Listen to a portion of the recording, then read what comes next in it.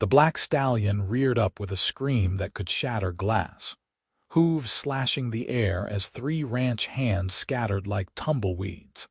And Marcus Irwin knew this was the fifth time this week his prize horse had nearly killed someone. The sun beat down mercilessly on the dusty corral of the Irwin Ranch, just outside Eureka Springs, Arkansas, in the late summer of 1882. Marcus wiped the sweat from his brow, his jaw clenched tight as he watched Thunder, his magnificent but impossibly wild stallion, charge around the pen with eyes rolling white with rage. The horse was worth a fortune, with bloodlines that traced back to the finest Arabian stock, but he was utterly unmanageable. Marcus had bought him 6 months ago from a trader passing through Missouri, convinced he could break any horse given enough time and patience. He had been wrong. "Boss, we cannot keep doing this," his foreman, Jack, said, nursing a bruised shoulder from where he had hit the fence rail diving out of the way. "That devil horse is going to put someone in the ground." Marcus ran a hand through his dark hair, frustration evident in every line of his tall, muscular frame. At 28 years old, he had built this ranch from nothing after his father died, earning respect throughout the Ozark foothills for his skill with horses and cattle. But Thunder was different. The stallion was intelligent, powerful, and completely untrusting of any human who came near him. "One more week," Marcus said, though even he heard the doubt in his own voice. "If I cannot make progress in 1 more week, I will sell him." Jack shook his head but said nothing more. The other hands were already heading back to the bunkhouse, clearly relieved to be done with Thunder for the day. Marcus stayed by the fence, watching the stallion slowly calm down, though the horse kept his distance, snorting and pawing at the ground. There was something in those dark eyes, something beyond simple meanness. It looked almost like fear, like pain. Marcus had seen it before in horses that had been mistreated, but the trader had sworn Thunder came from a good home. The sound of wagon wheels drew his attention away from the corral. A small covered wagon was making its way up the long drive to the ranch house, dust billowing behind it. Marcus frowned. He was not expecting any visitors, and the wagon looked travel-worn, like it had covered many miles. As it drew closer, Marcus could see a woman handling the reins with capable hands. She wore a simple blue dress that had seen better days, and her dark blonde hair was pulled back in a practical bun. When she pulled the wagon to a stop near the house, Marcus walked over, curiosity replacing his earlier frustration. "Can I help you, miss?" he asked, touching the brim of his hat politely. The woman looked down at him with striking green eyes that seemed to take in everything about him in one glance. She appeared to be in her early 20s, with a face that might have been called beautiful if not for the exhaustion and worry written across her features. "I am looking for the Irwin Ranch," she said, her voice clear and educated, not the rough drawl of most frontier women. "I was told in town that you might have work available." Marcus blinked in surprise. "What kind of work would you be looking for?" "Anything honest," she replied simply. "I can cook, clean, mend, garden. I have some experience with animals as well. I am a hard worker, Mr. Irwin, and I am desperate." There was no shame in the way she said it, just plain honesty. Marcus respected that. He studied her more carefully. Her dress was worn but clean.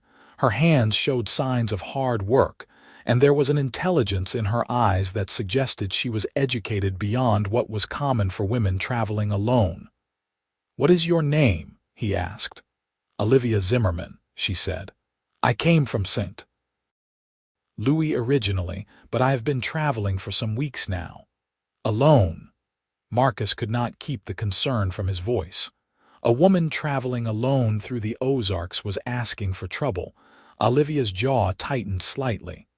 "I had little choice in the matter. My circumstances changed rather suddenly, and I found it necessary to leave the city." Marcus nodded slowly. He did not press for details. Many people came west to escape something, and it was considered impolite to pry. What mattered was the person they were now, not who they had been. "I do not really need a cook," he said slowly.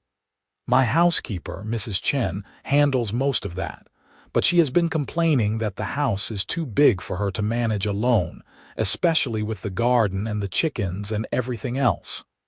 He paused, making a decision. "I can offer you room and board and a small wage.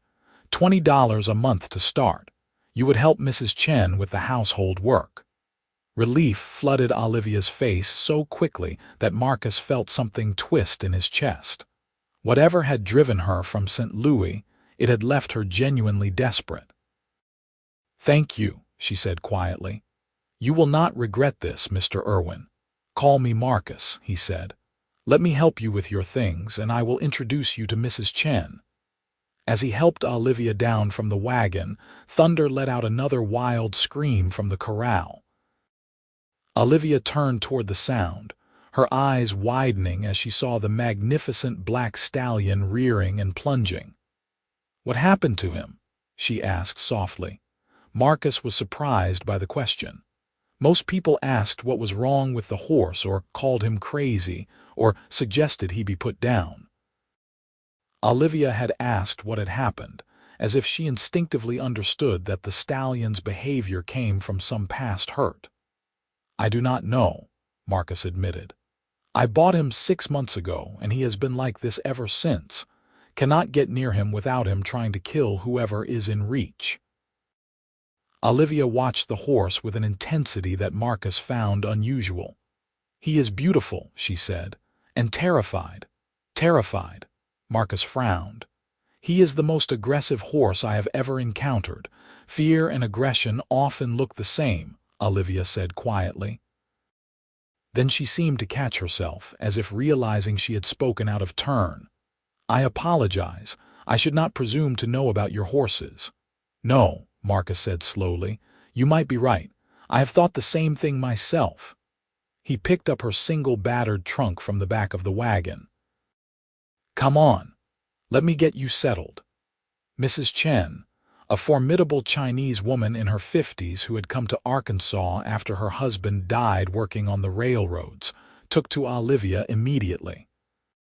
Within an hour, Olivia had been shown to a small but clean room on the second floor of the ranch house, had been fed a proper meal, and had been put to work helping prepare supper for the ranch hands. Marcus found himself watching Olivia during dinner that evening. She moved with a quiet efficiency that spoke of good training, but there was something else about her, a sort of self-possession that was unusual. She did not simper or flirt with the ranch hands, but she was not cold either. She was simply composed, polite, and focused on her work. After dinner, as the hands filed out and Mrs. Chen began cleaning up, Marcus stepped outside for some air. The sun was setting, painting the Ozark Hills in shades of gold and crimson. He walked toward the corral almost without thinking, drawn by the sight of Thunder silhouetted against the fading light. The stallion was calmer now, in the evening cool. He stood at the far end of the corral, his elegant head raised as he watched Marcus approach. "What am I going to do with you?" Marcus murmured. "I cannot keep you if you are going to hurt someone, but I cannot sell you like this either. No one would take you except for glue." The horse snorted and turned away, uninterested. "He does not trust you yet." Marcus spun around to find Olivia standing a few feet away, her shawl wrapped around her shoulders against the cooling evening air. "I did not hear you approach," he said. "I apologize for startling you," Olivia said. She moved closer to the fence, her eyes on Thunder. "May I ask what his name is?" "Thunder," Marcus said, "because of the sound his hooves make when he runs." Olivia smiled slightly. "It suits him." She was quiet for a moment, watching the stallion. "May I try something?" Marcus raised an eyebrow. "Try what?" To approach him. At Marcus's immediate look of alarm, she raised a hand. "I know it sounds foolish, but I have some experience with frightened animals. I will not go into the corral if you think it is too dangerous, but perhaps I could try from outside the fence." Everything in Marcus's instincts told him to say no. Thunder was dangerous, unpredictable, but there was something in Olivia's calm confidence that made him hesitate. And besides, she was only proposing to approach the fence, not actually enter the corral. "All right," he said slowly, "but if he charges, you step back immediately. Promise me." "I promise," Olivia said. She moved to the fence with slow, deliberate steps. Marcus noticed that she kept her body angled slightly away from the horse, not approaching head-on. She did not make eye contact, did not reach out her hand, did not make any of the aggressive moves that most people made when trying to catch a horse. Instead, she simply stood there, about 10 feet from where Thunder was standing at the far end. She did not move, did not speak. She just waited. Marcus watched in fascination. Thunder's ears flicked toward Olivia and the stallion turned his head to look at her. For a long moment, nothing happened.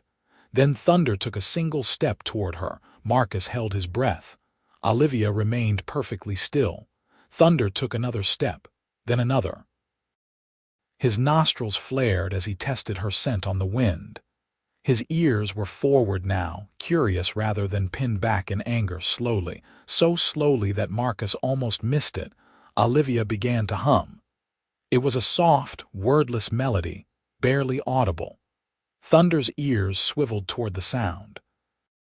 The stallion took another step closer. By the time Thunder was standing just on the other side of the fence from Olivia, Marcus felt like his heart was going to pound out of his chest. The stallion was close enough to strike, close enough to bite. One quick movement and Olivia could be seriously hurt, but she did not move. She just kept humming that soft melody, her eyes lowered, her posture relaxed. Thunder stretched out his neck. His nose was inches from Olivia's shoulder now. Marcus saw the stallion's nostrils flare again as he breathed in her scent. Then, so gently that Marcus would not have believed it if he had not seen it with his own eyes, Thunder lowered his great head and rested his muzzle against Olivia's shoulder. Olivia lifted one hand, very slowly, and placed it on Thunder's neck. The stallion did not pull away. He stood there, his eyes half closed as Olivia stroked his neck and continued humming. Marcus felt something profound shift in his chest as he watched them. In 6 months, he had not been able to get within 15 feet of that horse without Thunder trying to kill him. And this woman, this stranger who had appeared on his ranch just hours ago, had calmed the stallion with nothing but patience and a song. After several minutes, Olivia slowly stepped back. Thunder raised his head watching her, but he did not charge or rear. He just stood there, calm and quiet. Olivia turned to Marcus, and in the fading light he could see that her eyes were bright with unshed tears.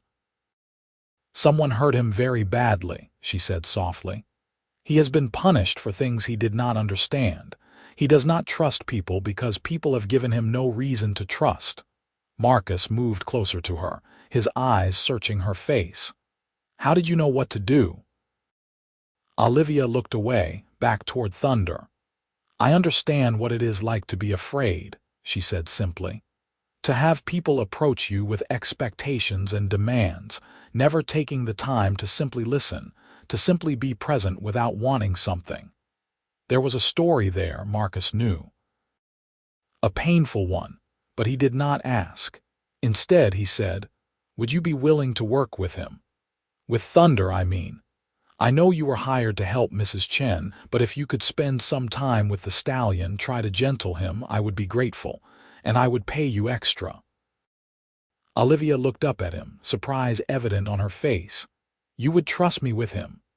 "I just watched you do something I have been trying to do for 6 months, Marcus said. "Yes, I would trust you with him." A small smile curved Olivia's lips. the first genuine smile Marcus had seen from her. It transformed her face, made her truly beautiful. "I would be honored," she said. That night, lying in bed in the ranch house, Marcus found himself unable to sleep. His mind kept returning to the image of Olivia standing by the fence, Thunder's head resting against her shoulder. There had been something almost sacred about the moment, a connection between woman and animal that went beyond anything Marcus had ever witnessed. And more than that, there was something about Olivia herself that intrigued him. She was educated, clearly from a good family based on her manners and speech, yet she had been willing to accept work as a domestic servant. She understood horses in a way that suggested real experience, not just casual acquaintance. And there was a sadness in her eyes, a wariness that reminded Marcus of Thunder himself. Who was Olivia Zimmerman, really? And what had driven her from St. Louis to the wilds of Arkansas? The next morning, Marcus woke early as always and headed down to the kitchen. Mrs. Chen was already up, kneading dough for bread, and to his surprise, so was Olivia. "Good morning," Olivia said, looking up from the vegetables she was chopping. "Mrs. Chen is teaching me how to make her special breakfast biscuits." "Best biscuits in Arkansas," Mrs. Chen said proudly. Olivia is a quick learner. Marcus poured himself a cup of coffee and sat down at the kitchen table, content to watch the two women work. There was an easy camaraderie between them already, despite having just met the day before. "I thought I might work with Thunder this morning if that is all right," Olivia said, glancing at Marcus, "before it gets too hot." "Of course," Marcus said, "but I will be there too, just in case."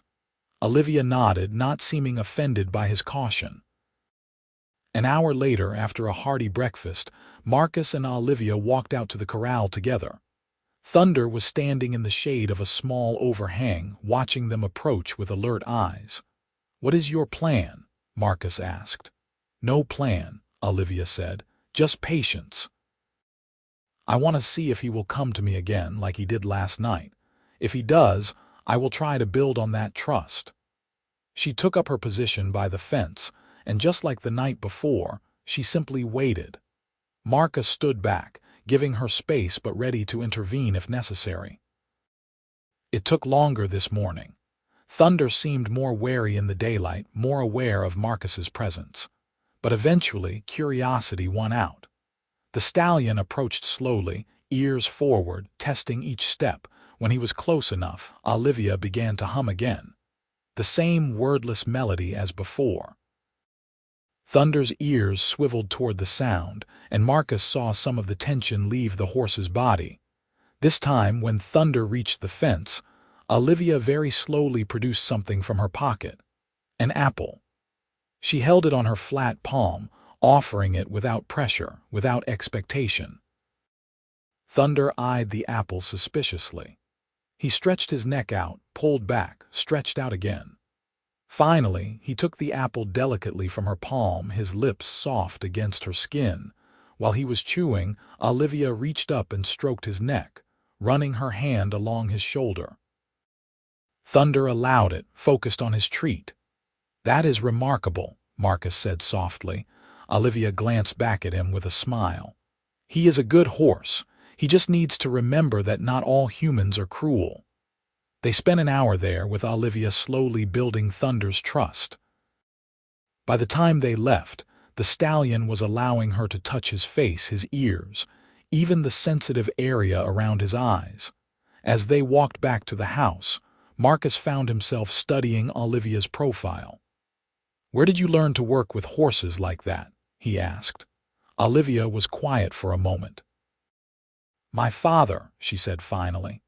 "He raised horses in Missouri before we moved to St. Louis. He taught me that every animal has its own language, its own needs. You just have to be willing to listen." "Is he still in St. Louis?" Marcus asked. Olivia's expression closed off slightly. "No. He died 3 years ago. My mother passed when I was young." "I am sorry," Marcus said sincerely. My father died 5 years ago. I know how difficult it is. Olivia nodded, seeming to appreciate that he understood. What about the rest of your family? I have a sister, Marcus said. Catherine. She is married to a banker in Little Rock. We write occasionally, but we are not close. He paused. The ranch was my father's dream. I have tried to build it into something he would be proud of. I think you have succeeded, Olivia said, looking around at the well-maintained buildings, the healthy cattle grazing in the distance, the neat vegetable garden near the house. Thank you, Marcus said, but there is always more to do. Over the following days, a routine developed. Olivia would help Mrs. Chen with the household work in the mornings, then spend several hours working with Thunder. Marcus found excuses to be nearby during these sessions, ostensibly to make sure Olivia was safe, but truthfully because he was fascinated by what she was doing. Olivia's approach was unlike anything Marcus had ever seen. She never forced the stallion to do anything. Instead, she created situations where Thunder could choose to trust her. She would leave the corral gate open, allowing the horse to leave if he wanted, but making it clear that good things happened when he stayed near her.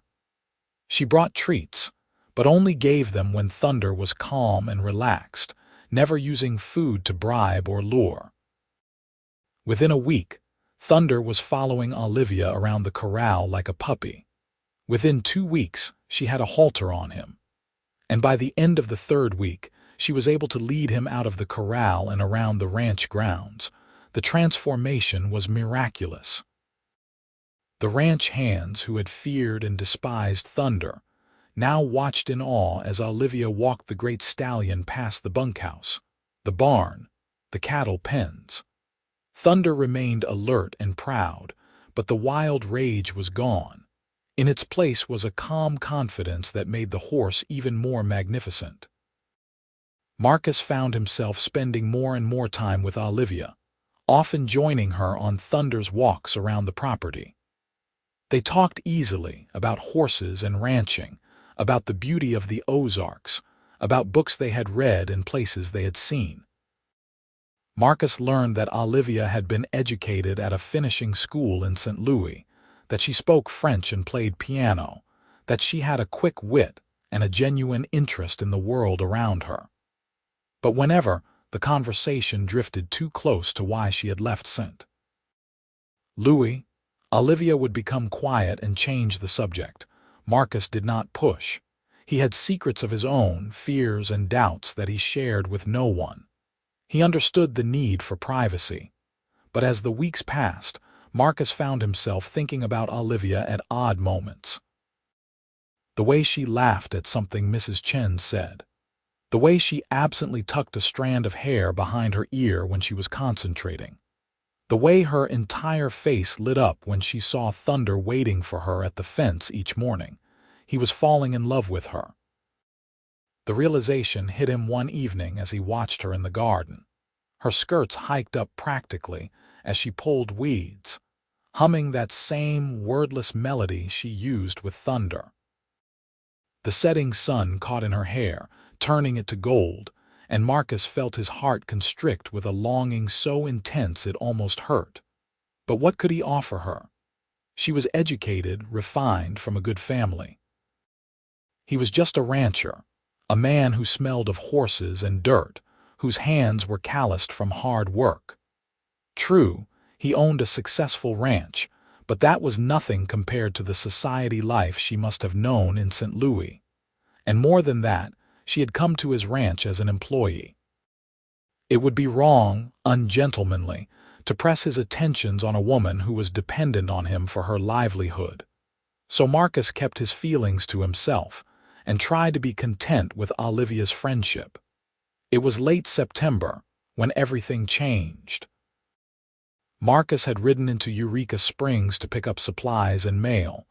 When he returned, he found Mrs. Chen in the kitchen, her face troubled. "What is wrong?" Marcus asked immediately. "A man came here today," Mrs. Chen said, "looking for Olivia." Marcus felt his blood run cold. What kind of man? well-dressed. From a city, I think. He said his name was Charles Whitmore and that he was Olivia's fiancé. Fiancé. The word hit Marcus like a physical blow.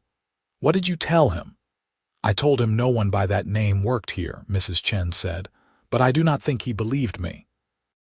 He looked around, asked questions. I think he will be back. Where is Olivia? Marcus asked, with thunder. I have not told her yet. Marcus found Olivia in the corral, sitting on the fence while Thunder stood beside her, his head resting peacefully against her shoulder. The scene was so peaceful, so perfect, that Marcus hated to disturb it, but he had no choice. Olivia, he called softly. She turned, and her smile faded when she saw his expression. What is wrong? We need to talk, Marcus said. It is important. Olivia climbed down from the fence, giving Thunder a final pat before joining Marcus. They walked away from the corral, toward the small grove of oak trees that provided shade near the house. Mrs. Chen told me a man came here today, Marcus said, looking for you. He said his name was Charles Whitmore and that he was your fiancé. The color drained from Olivia's face. For a moment, Marcus thought she might faint, and he reached out to steady her.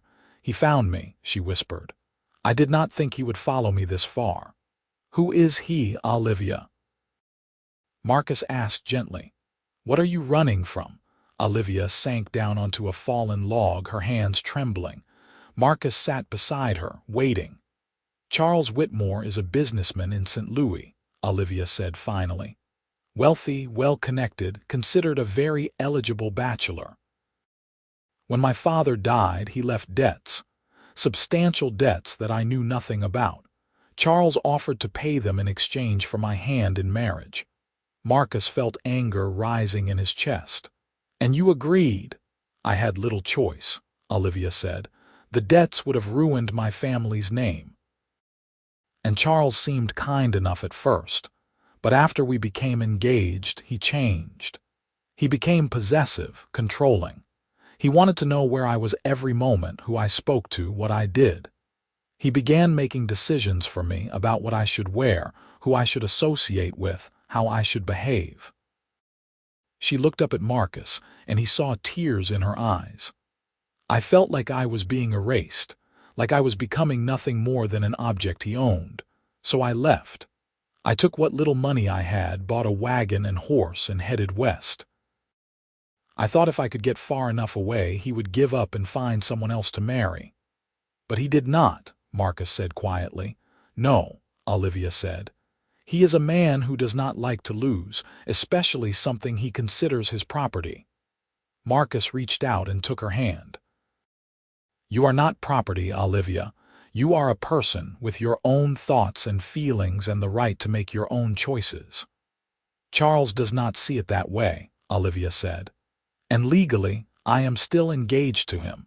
He could force me to return to St. Louis, could force me to marry him. Not while I am alive, Marcus said fiercely. The words were out before he could stop them, and Olivia looked at him in surprise. Marcus, she said softly. I am sorry, Marcus said quickly. I have no right to interfere in your affairs. But the thought of you being forced into a marriage you do not want, being controlled by a man like that, it makes me furious. Olivia squeezed his hand. Thank you, she said, for caring, for listening. I have been so alone with this. They sat in silence for a moment, hands still clasped. Then Olivia said, I should leave. If Charles knows I am here, he will come back. I do not want to bring trouble to your ranch. No, Marcus said firmly. You are not leaving. This is your home now for as long as you want it to be, and if Charles Whitmore comes back, he will have to deal with me. Olivia looked at him, her green eyes searching his face. Why are you doing this? She asked softly. Why would you risk trouble with a powerful man from St. Louis for someone like me? Because I love you, Marcus thought. Because the idea of you leaving, of never seeing you again, is unbearable. But he could not say that. Not now, not when she was already frightened and vulnerable. Because it is the right thing to do, he said instead. And because you have given me something precious. You saved Thunder. You brought peace to my ranch. You have become a valued friend to Mrs. Chen and to me. That means something." Olivia's eyes filled with tears again, but this time she was smiling. "You are a good man, Marcus Irwin," she said. 2 days later, Charles Whitmore returned. Marcus was in the barn when he heard the sound of a horse approaching. He stepped outside to see a well-dressed man on a fine bay gelding riding up to the house. The man was in his early 30s, handsome in a polished way, with dark hair and sharp features. His clothes were expensive, his saddle ornate. Everything about him screamed wealth and privilege. Marcus walked to meet him, positioning himself between Whitmore and the house. "Can I help you?" Marcus asked coolly. Whitmore looked down at him with obvious disdain. "I am looking for Olivia Zimmerman. I have reason to believe she is here." "You were told before that no one by that name works here," Marcus said. "And I did not believe it then either," Whitmore said smoothly. He dismounted, and Marcus noted that the man was slightly shorter than him but carried himself with the arrogant confidence of someone used to getting his way. "Now, I can either search your property myself or I can return with the sheriff and a warrant. Which would you prefer?" "On what grounds would you get a warrant?" Marcus asked. "Olivia Zimmerman is my fiancée," Whitmore said. "She left St. Louis with items that belong to me. Jewelry, among other things. That is theft." "That is a lie," said a clear voice. Both men turned to see Olivia standing on the porch of the house. She had obviously overheard everything. Her face was pale but composed, her chin lifted in defiance. "Olivia," Whitmore said, his voice softening. "Thank God, I have been so worried about you." "I doubt that very much," Olivia said. She walked down the porch steps and Marcus moved to stand beside her, a silent show of support. "I took nothing that was not mine. The jewelry you gave me I left in your house in St. Louis. You know this because I left you a letter explaining everything." "A letter that made no sense," Whitmore said. His voice was still soft, but Marcus could hear the edge beneath it. "You were confused, overwhelmed by wedding plans. That is understandable, but this nonsense has gone on long enough. It is time to come home." "I am home," Olivia said firmly. "I have employment here, a life here. I am not returning to St. Louis with you." Whitmore's expression hardened. "You are my fiancée, Olivia. You gave your word. You accepted my proposal, or does your word mean nothing?" "My word was given under duress," Olivia said. "To save my family from debts that were not my responsibility. I should never have agreed, and I will not compound that mistake by going through with a marriage I do not want." "What you want is irrelevant," Whitmore snapped, his polished veneer cracking. "We have an agreement. Contracts have been signed. If you refuse to honor them, I will sue you for breach of promise. I will ruin what is left of your family's name. Is that what you want?" "Better a ruined name than a ruined life," Olivia said, though Marcus could see that Whitmore's threat had shaken her.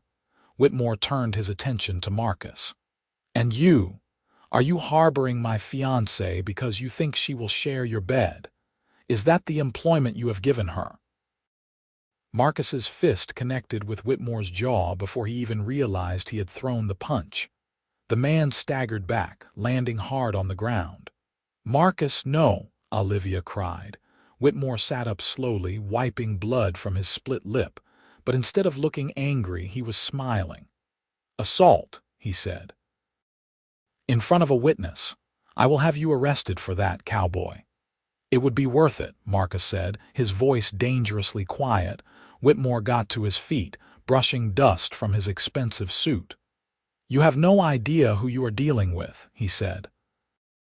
"I have friends in every courthouse between here and Missouri.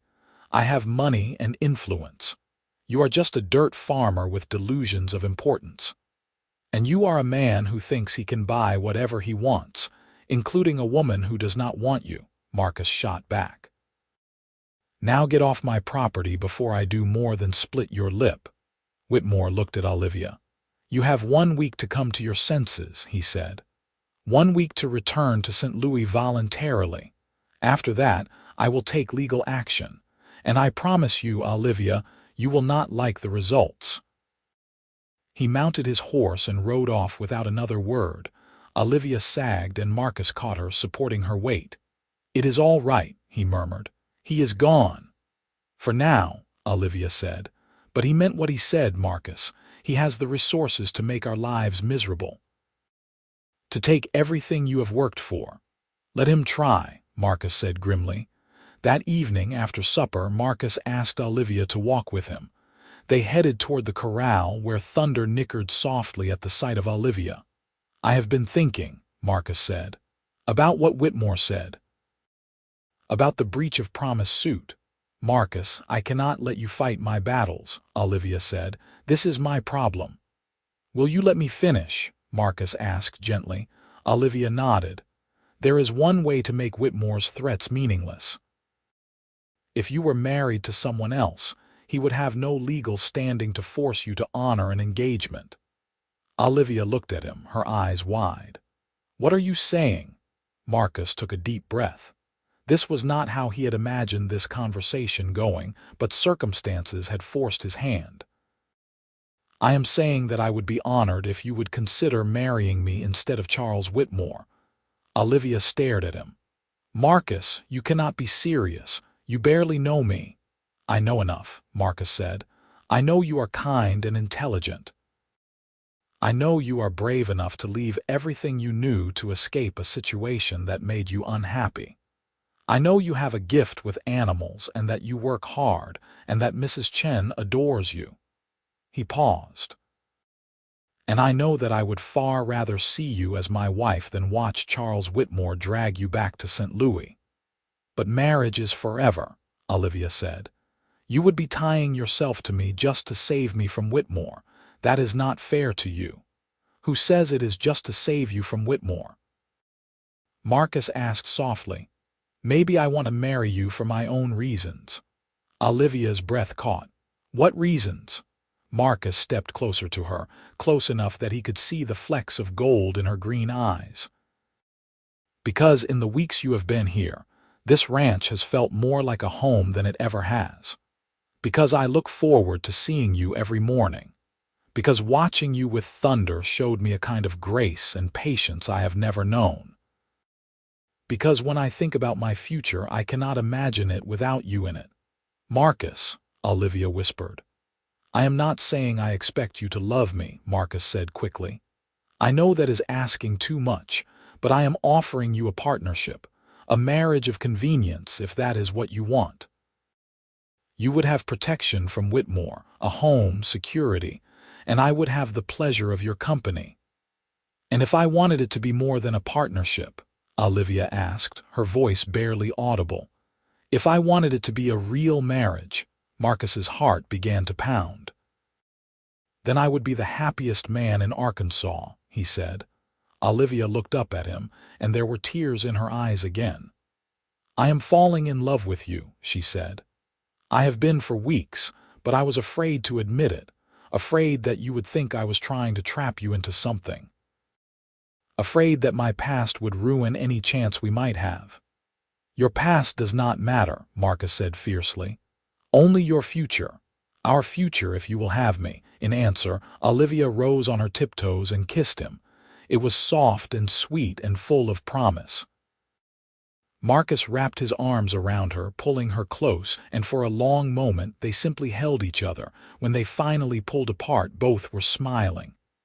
"Is that a yes?" Marcus asked. "That is a yes," Olivia said.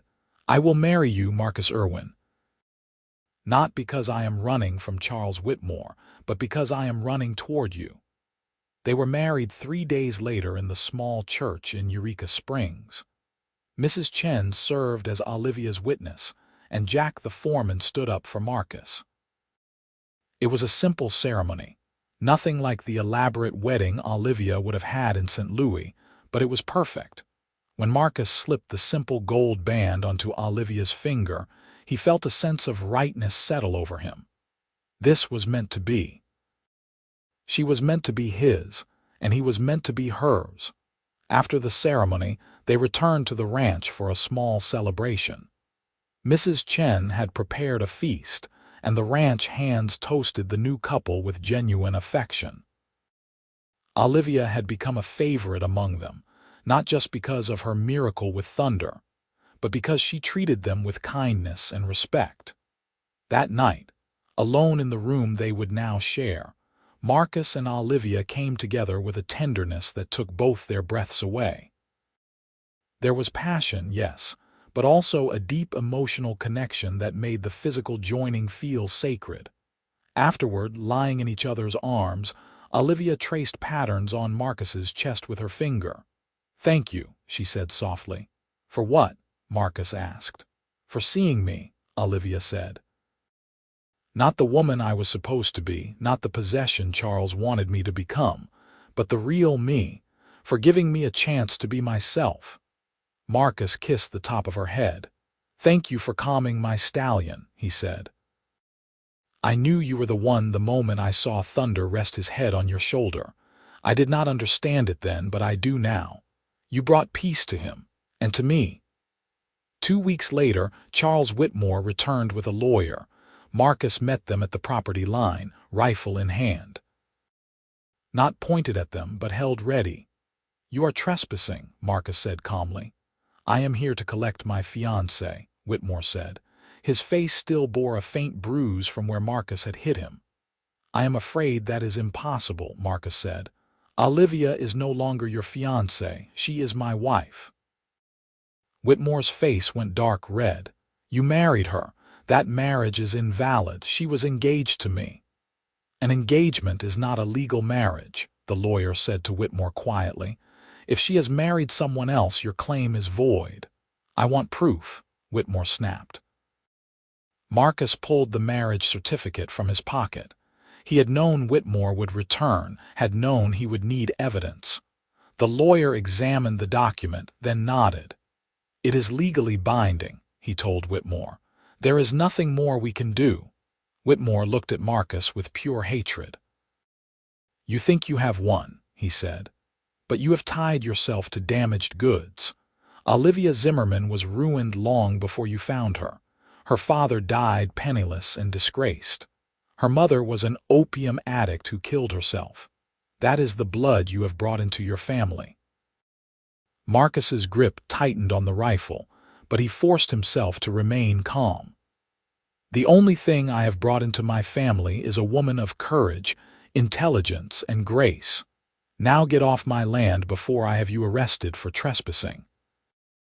Whitmore stared at him for a long moment, then turned his horse and rode away without another word. The lawyer followed, looking vaguely embarrassed. Marcus watched until they disappeared over the ridge, then walked back to the house. He found Olivia in the kitchen with Mrs. Chen, her face anxious. "He is gone," Marcus said, "for good this time." Olivia let out a shaky breath. "What did he say?" Marcus hesitated. He did not want to repeat Whitmore's cruel words, but Olivia deserved honesty. "He said your father died in debt and your mother was an addict," Marcus said gently. "I assume he was trying to make me regret marrying you." Olivia's face went white. "It is true," she whispered. "I should have told you before we married. My father made bad investments and turned to gambling to recoup his losses. My mother could not bear the stress and turned to laudanum. When she died, the doctors said it was her heart, but I always knew it was the opium. I am sorry, Marcus. I should have been honest with you." Marcus crossed to her and took her hands. "Everyone has pain in their past, Olivia. What matters is who you are now, not who your parents were." "But the shame," Olivia said. "The scandal. If people in Eureka Springs find out." "Then they find out," Marcus said firmly. "I am not ashamed of you, Olivia. I am proud to call you my wife, and anyone who has a problem with your past can take it up with me." Olivia threw her arms around him, burying her face in his chest. "I do not deserve you," she said. "You deserve far better," Marcus said, but you are stuck with me anyway." Life settled into a new rhythm after that. Olivia took over more of the ranch management, revealing a head for figures and organization that impressed Marcus. Together, they began expanding the operation, buying more cattle and horses, and Olivia continued working with Thunder. With her gentle persistence, the stallion transformed from a dangerous, unmanageable beast into the finest horse on the ranch. Marcus finally felt comfortable riding Thunder, though the horse always responded better to Olivia. One evening in early December, as the first snow began to fall over the Ozarks, Marcus found Olivia in the barn. She was sitting on a bale of hay, her hand resting on her stomach, a thoughtful expression on her face. "Are you all right?" Marcus asked, concerned. Olivia looked up at him and smiled. "I am more than all right," she said. "Marcus, I am with child." For a moment Marcus could not speak. Then joy flooded through him, so intense it was almost overwhelming. "Truly?" he asked. "Truly," Olivia said. "Mrs. Chen helped me confirm it today. The baby should come in early summer." Marcus pulled her into his arms, holding her close. "A child. Their child. A family." "I love you," he said, the words spilling out without thought. "I know I have never said it before, but I do.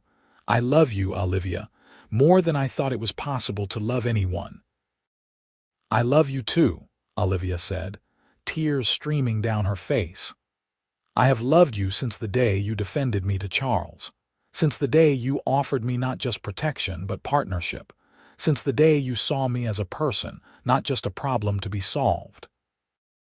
They stood there in the barn, holding each other while the snow fell softly outside and Thunder nickered contentedly in his stall. The winter passed peacefully. Olivia's pregnancy progressed without complication, though the morning sickness in the early months was difficult. Marcus hovered, protective and worried, until Olivia laughingly told him she was not made of glass. In February, they received a letter from Marcus's sister Catherine in Little Rock. She had heard through mutual acquaintances that Marcus had married, and she was hurt that he had not invited her to the wedding. Marcus wrote back immediately, explaining the circumstances and inviting Catherine to visit in the spring. Catherine arrived in April with her husband Robert and their 2 young daughters.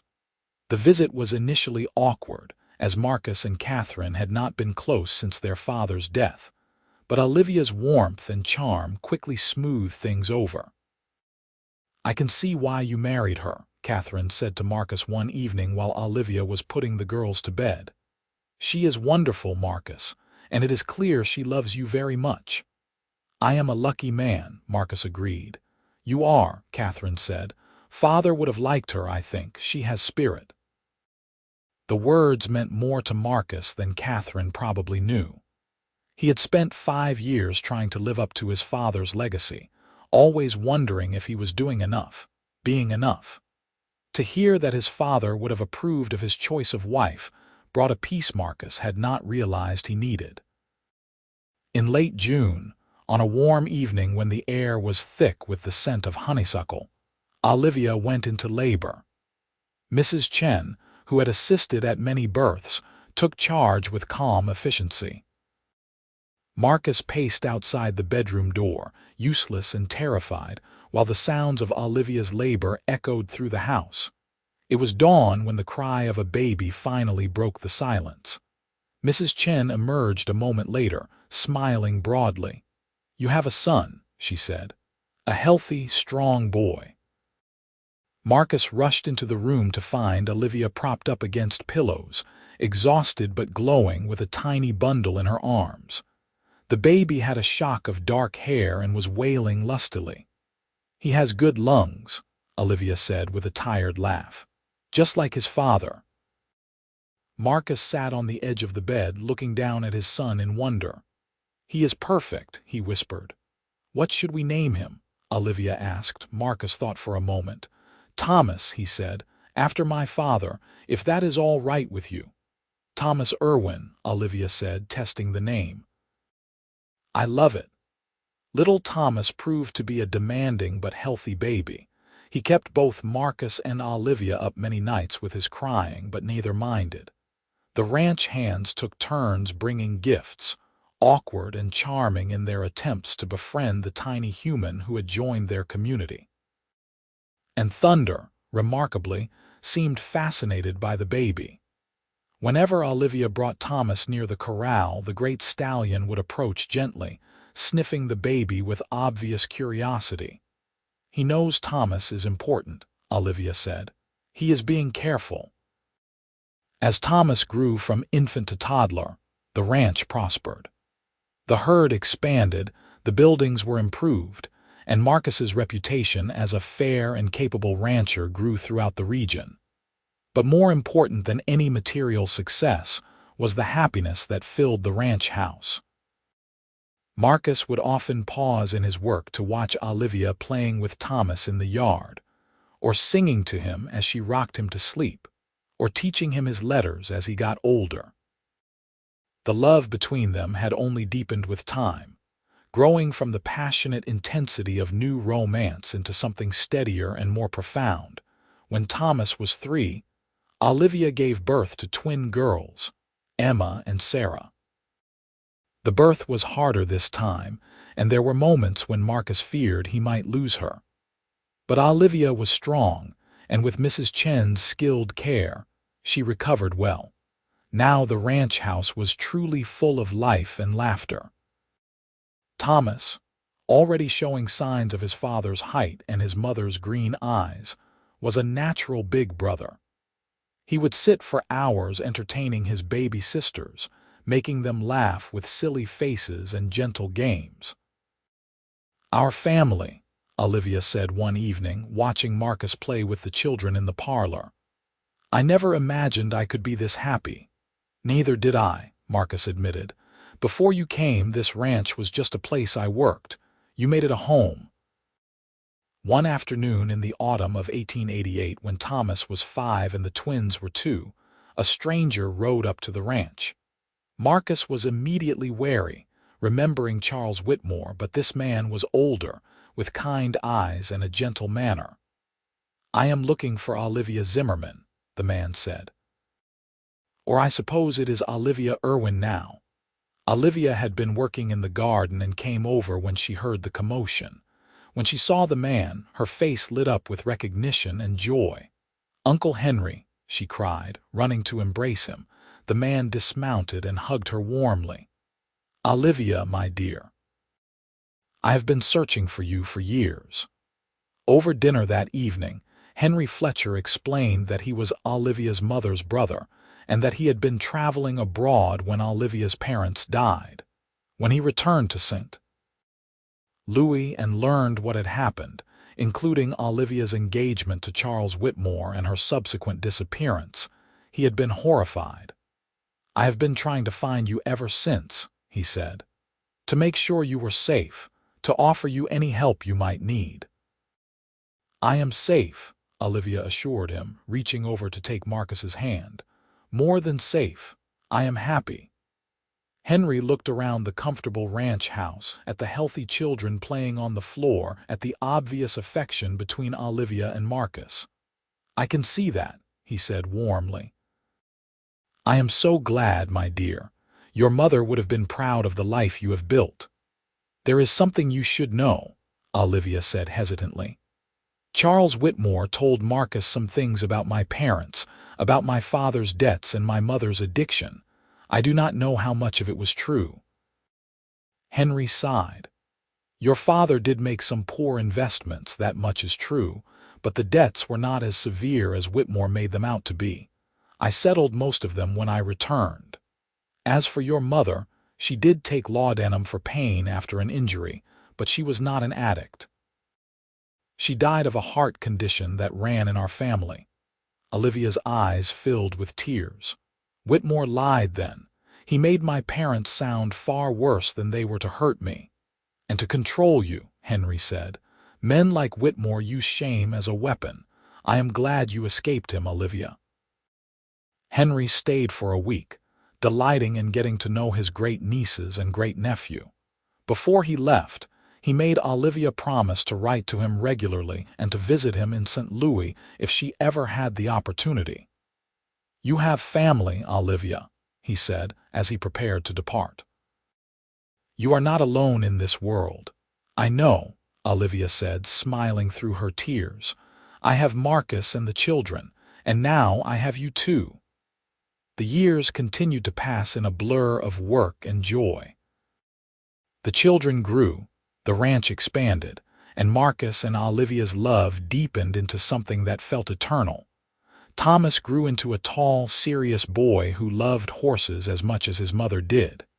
The twins, Emma and Sarah, were opposites in temperament but inseparable. Emma was bold and adventurous, while Sarah was gentle and thoughtful. When Thomas was 10, Marcus began teaching him the ranching business, taking him on cattle drives and showing him how to manage the books. The boy was a quick learner, and Marcus felt a pride that he knew his own father must have felt watching him grow up. Olivia continued to work with horses, developing a reputation throughout Arkansas as someone who could gentle even the most difficult animals. People would bring their problem horses from miles around, and Olivia would work her magic, teaching the horses to trust again. And Thunder, now elderly but still magnificent, remained Olivia's constant companion. The great stallion had sired many foals over the years, passing on his beauty and intelligence to a new generation. But he always responded best to Olivia, following her around the ranch like a devoted dog. On a warm June evening in 1895, Marcus and Olivia sat on the porch watching the sunset paint the Ozark Hills in shades of gold and crimson. Thomas was in the barn tending to the horses, and the twins were inside helping Mrs. Chen with supper. "You ever regret it?" Marcus asked. "Leaving St. Louis, giving up the life you could have had?" Olivia looked at him in surprise. "Never," she said firmly. "That life would have killed my spirit, Marcus. Here I am free, I am loved, I have purpose. I have you and the children, I have everything that matters." "I fell in love with you the moment I saw Thunder calm under your touch," Marcus said. "I knew then that you were special. I just did not realize how special until you became my wife." Olivia leaned her head on his shoulder. "You saved me," she said softly. "From Charles, yes. But more than that, you saved me from a life where I would never have been valued for who I truly am. You saw me, Marcus, the real me, and you loved her." "I will always love her," Marcus said, wrapping his arm around her shoulders, "until my last breath and beyond." They sat in comfortable silence as the sun sank below the horizon and the first stars appeared in the darkening sky. From the barn, they could hear Thomas whistling as he worked, and from the house came the sound of the twins' laughter. This was happiness, Marcus thought. Not the dramatic passion of young love, though that was still there, burning steady and true, but the deep contentment of a life well lived, a partnership well forged, a family well loved. Thunder nickered from the corral and Olivia smiled. "I should go say good night to him," she said. "I will come with you," Marcus said. Together, they walked to the corral where Thunder stood waiting. The stallion was gray around the muzzle now. His once black coat faded with age, but he was still beautiful. He greeted Olivia with a soft whicker, pressing his head against her shoulder just as he had that first evening so many years ago. "Good boy," Olivia murmured, stroking his neck. "My good, sweet boy." Marcus watched them, feeling the same wonder he had felt that first time. The woman and the horse, connected by something deeper than words. It was that connection that had shown Marcus who Olivia truly was. It was that moment of grace and patience that had opened his heart to love. 2 years later, on a crisp October morning, Thunder did not rise from his bed in the stable. Olivia found him lying peacefully, his eyes closed, his breathing shallow. She knelt beside him, tears streaming down her face as she stroked his neck one last time. Marcus came when Thomas ran to fetch him, and he sat with Olivia as Thunder took his final breath. The great stallion passed quietly, his head resting in Olivia's lap, just as he had rested it against her shoulder all those years ago.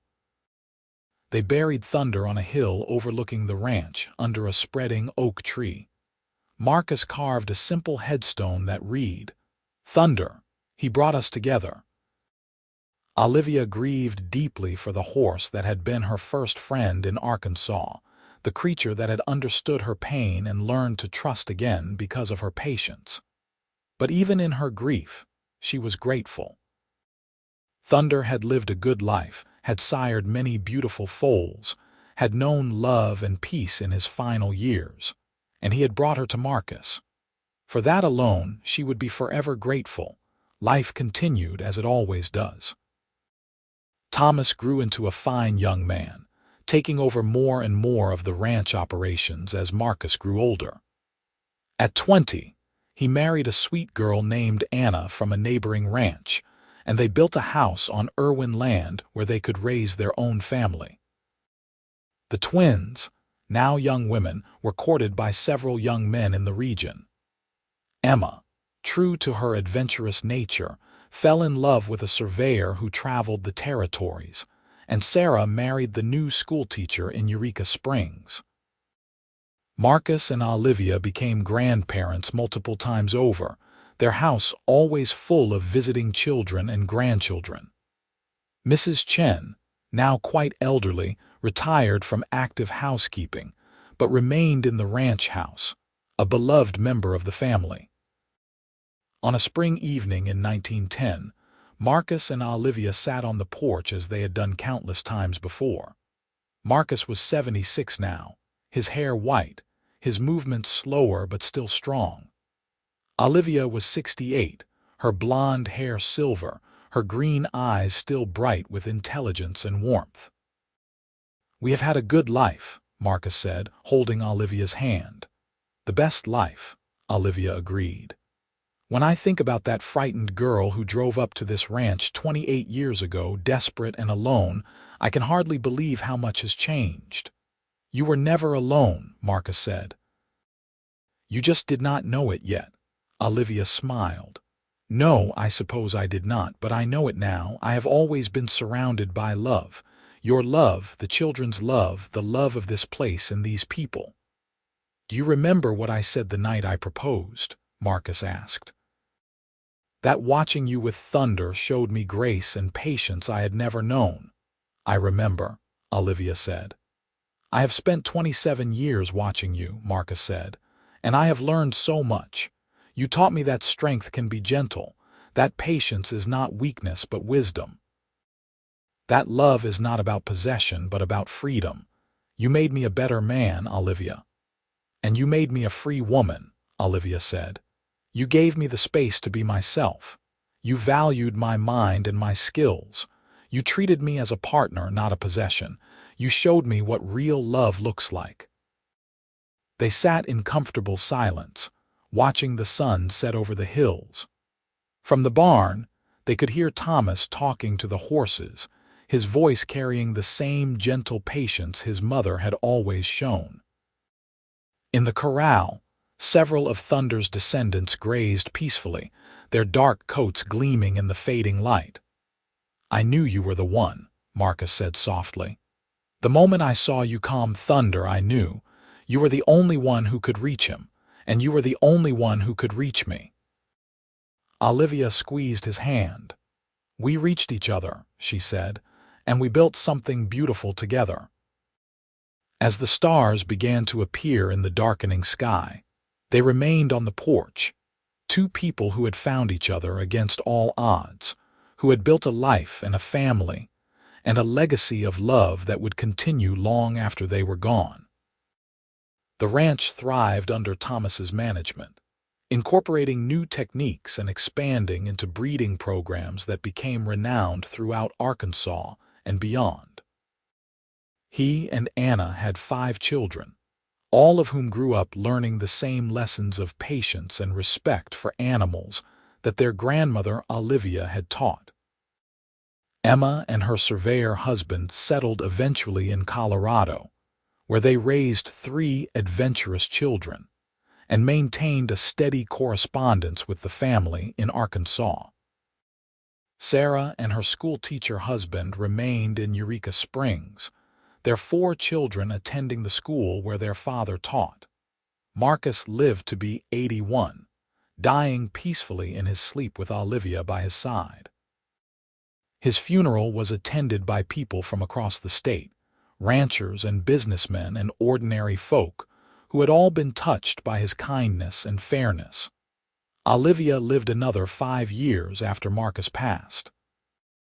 She spent her final years surrounded by children and grandchildren and great-grandchildren, telling stories of the early days of the ranch, of thunder and the wild frontier, of the love that had sustained her through everything.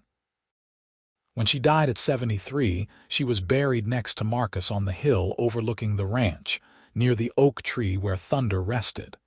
The headstone read, Olivia Zimmerman Irwin, beloved wife, mother, grandmother, she brought peace wherever she went. The ranch remained in the Irwin family for generations, each new generation learning the stories of Marcus and Olivia, of how they had met, how they had fallen in love, how they had built something lasting from courage and patience and trust.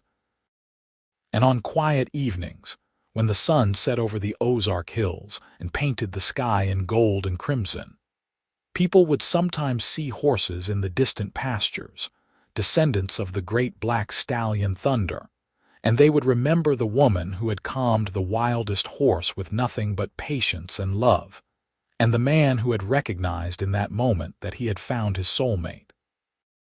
The story became part of family legend, told and retold at gatherings and celebrations. Great-great-grandchildren would ask to hear again about how great-grandmother Olivia had arrived at the ranch with nothing but a wagon and determination, how she had gentled the dangerous stallion that no one else could touch, how great-grandfather Marcus had known from that moment that she was special. The ranch house itself became a treasured landmark. Though expanded and modernized over the years, the original structure remained, carefully preserved. The porch where Marcus and Olivia had sat so many evenings was maintained exactly as it had been, and family members still gathered there to watch the sunset and remember. In the barn, a small plaque marked the stall where Thunder had lived. Young Irwin children would press their faces against the wood, trying to imagine the magnificent black stallion who had been so wild, so afraid, until Olivia had shown him that humans could be trusted. The story of Marcus and Olivia became more than just family history. It became a reminder of what love should be: patient, respectful, built on genuine partnership and mutual regard. It was a story of how 2 broken souls, a frightened woman and a wild horse, had found healing through gentleness, and how that same gentleness had opened a lonely rancher's heart to the deepest love of his life. Thomas, in his later years, would often tell his own grandchildren that the secret to the Irwin Ranch's success was not just good land or smart business decisions. It was the foundation of love and respect that Marcus and Olivia had built, a foundation that emphasized patience over force, understanding over dominance, partnership over possession. Your great-grandmother taught me that the strongest force in the world is not power, Thomas would say. It is love, real love, the kind that gives freedom instead of demanding obedience.